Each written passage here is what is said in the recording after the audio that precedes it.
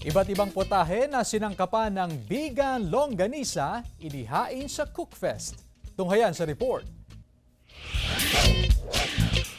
Muling nagpatakam ang mga taga-vegan sa kanilang orihinal na recipe sa longganisa Cookfest.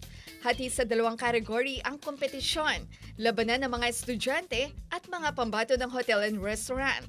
Siyempre, bida sa recipe ang authentic longganisa.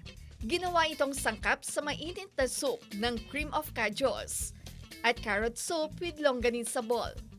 Appetizer, gaya ng longganisa white cornbread drizzled with honey lemon sauce. Chawamushi sea urchin with longganisa and egg.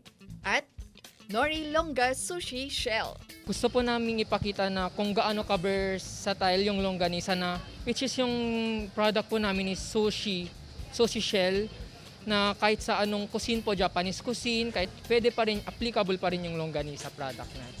Matapos ganahan sa appetizer, mala world class din ang main course tulad ng longganisa rosangis pasta at longafest hardinera.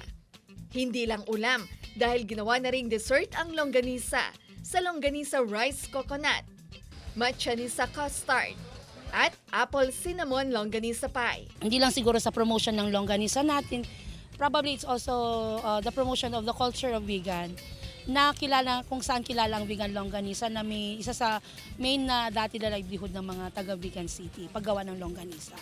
Layo ng city government na mapasama rin ang mga recipe sa ginagawang libro ng lungsod na pinamagatang 101 Ways of Cooking Longganisa. Kasama si Norman Raca, Ivy Hernando, 1 North Central Luzon.